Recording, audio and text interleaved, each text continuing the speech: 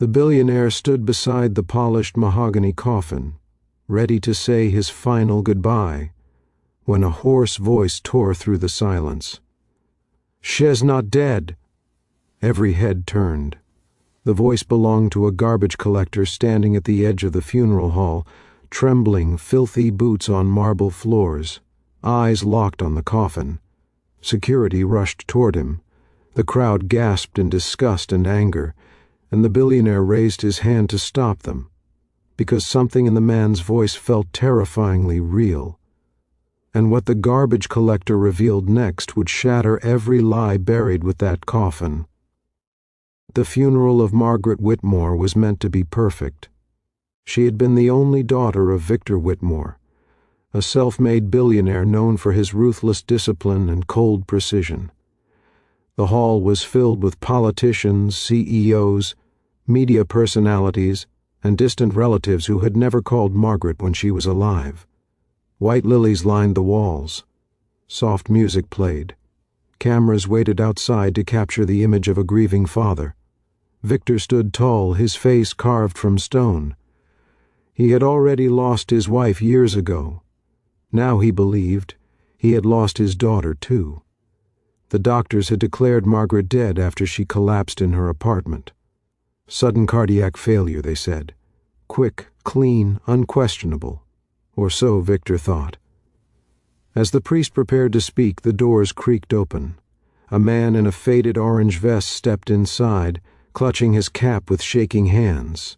His name was Caleb Rhodes, though no one there cared enough to ask. To them, he was just a garbage collector who didn't belong. "She's not dead," Caleb shouted again, louder this time. Gasps rippled through the room. Security guards grabbed his arms, dragging him forward. "Get him out," someone whispered angrily. Victor's eyes narrowed. "Stop," he said, his voice calm but commanding. The guards froze. Victor walked closer, studying the man. "You have 10 seconds to explain why you interrupted my daughter's funeral." Caleb swallowed. "Hard.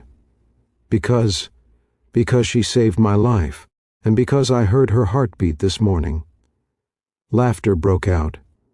Bitter, mocking laughter. Victor's jaw tightened. "You're delusional." "No, sir," Caleb said, tears spilling down his cheeks. 3 years ago, when no one would look at me, she did.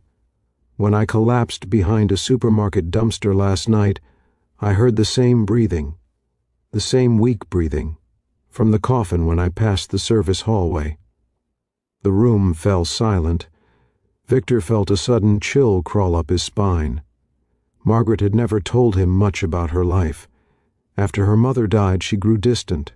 She volunteered, traveled alone, donated quietly. Victor dismissed it as rebellion. "Open the coffin," Caleb whispered. "Please." The priest protested. The guests murmured. Victor hesitated. Then he remembered something, a voicemail Margaret once left him, which he never returned.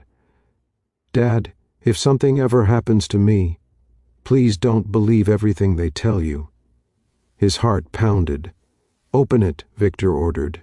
The coffin lid creaked as it lifted. Margaret lay there, pale and still. Her lips were slightly blue. A collective sigh filled the room. "You see?" someone muttered. Caleb pushed forward. "Look at her neck." Victor leaned closer. There, barely visible, were faint needle marks. "Who prepared the body?" Victor demanded. A doctor near the back stiffened. I signed the report."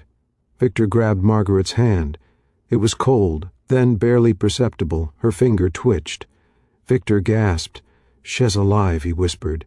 Chaos erupted. An ambulance was called. Guests scattered. Cameras rolled. Victor rode in the ambulance, holding his daughter's hand, whispering her name again and again.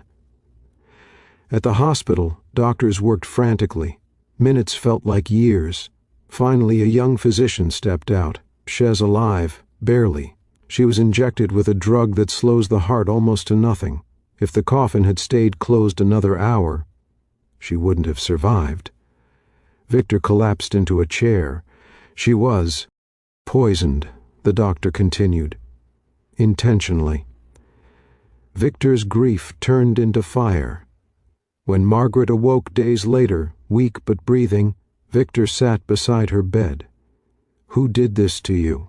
he asked softly. Margaret's eyes filled with tears. "Someone from your company. I discovered they were dumping toxic waste illegally. I was going to expose them." Victor's blood ran cold.